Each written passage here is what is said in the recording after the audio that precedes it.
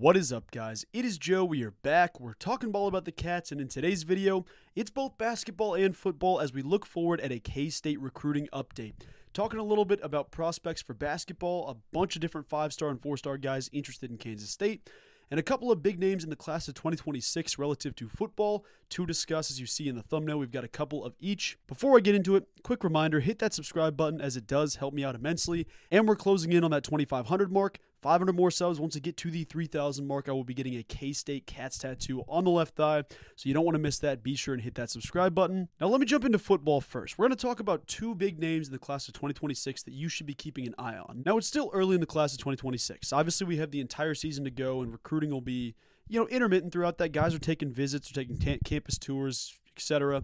The two big names to watch as of right now, there's obviously a ton more guys that are interested in Kansas State and vice versa, but two dudes I want to put on your register if they're not already, which they likely are already, but the two guys being 4-star tight end Ian Premer and 4-star defensive lineman Jaryan Carlton. These dudes are both high priorities for the Kansas State football team this season, and let me tell you a little bit about each guy. Now, starting off with Carlton. Now, he's a player from the state of Texas, and he is a big dog. 6'4", 238. He's a quick dude, an athletic dude.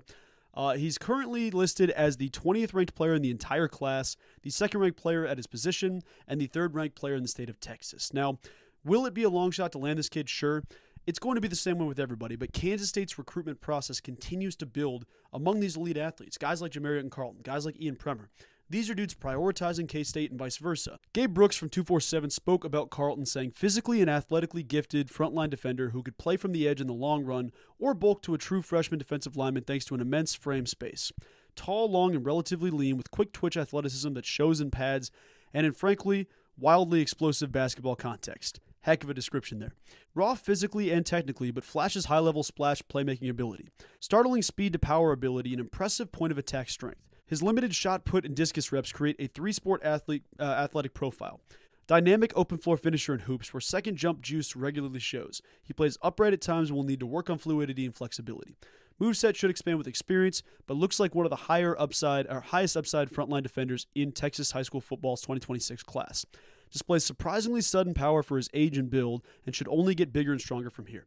Gotta love that. The kid's a multiple sport athlete. He's got shot put, discus, basketball, football, obviously being recruited for football, but he is a big name to know, and anytime he posts anything on social media or he's interested in K-State, vice versa, if there's any press surrounding Jaryan Carlton in Kansas State, go ahead, drop a comment, tell the kid what's up, go say what is going on in his circle because he is definitely a target in this class and someone to watch for. Next guy on the football field we got to mention, 4-star tight end Ian Premer. Now, he was at the K-State UT Martin game, from what I understand. I could be wrong on this. He's a tight end, and believe it or not, he's the #1 player in the state of Kansas. Back-to-back seasons where you've had incredible athletic tight ends in the state of Kansas. Obviously, K-State locking down Lincoln Cure, the 2025 commit, and possibly in the conversation for a guy like Ian Premer, K-State prioritizing him and vice versa. He currently checks in as a 4-star on 247, the 65th ranked player in his class, the 4th ranked tight end in the class, and the #1 player in the state of Kansas. He is definitely a dude, to say the least.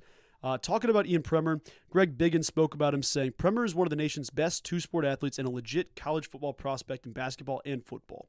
He averaged 21.2 points and 9.2 rebounds a game on the hardwood and can play above the rim. He's being heavier recruited for football and was productive on both sides of the ball last season. At 6'5", 205, he was a jumbo receiver who caught 32 balls for 538 yards and 9 touchdowns.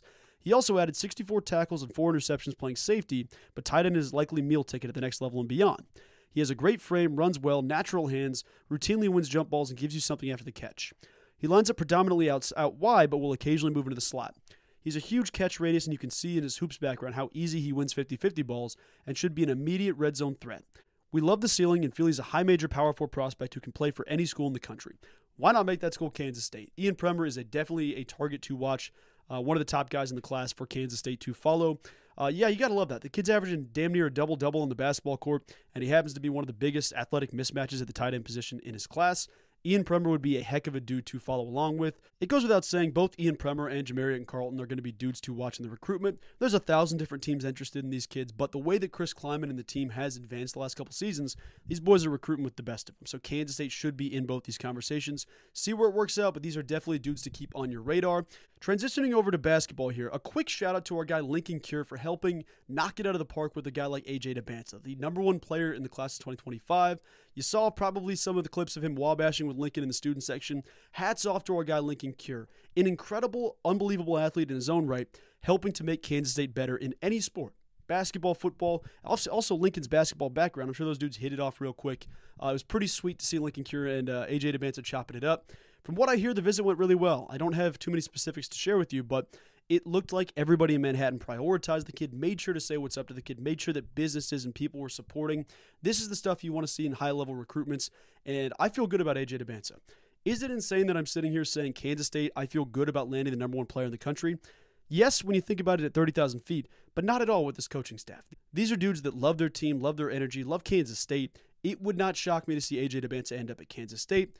I'm an eternal optimist. I feel like it's going to happen. Will it happen? I'm not sure, but I tell you what, this was about as perfect as a visit as it could look from the outside in. You also have to love the relationship that his father, Ace, has with Coach Tang and the rest of the staff. He wore his Wu-Tang shirt, specifically the Wu-Tang Clan. If you saw the picture, you might not have. He had a purple Wu-Tang Clan shirt on it, and obviously, the play on Tang and Tang has been there for the last couple seasons, but that's awesome to see. Specifically wore it for that event because he is a big fan of Coach Tang, fan of the Wu-Tang Clan. Pretty sweet to see that a rap group like Wu-Tang is helping us out in the recruitment. Going forward, for the fans that were out there, the We Want AJ chants, wall-bashing with the dude, the businesses, everybody decking out, that's exactly what you need in these recruitments. So shout out to all of you guys for supporting AJ DeBanza on his trip.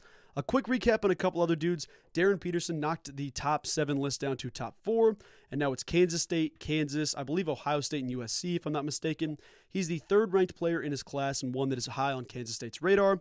It sounded like it's been a Kansas lean for a while. Is that the truth? I'm not entirely sure. But if I know this staff, they're going to do everything in their power to give him the best visit possible, so be sure and help out with that visit whenever that time comes. Huge update on Darren Peterson there, continuing that fight going forward.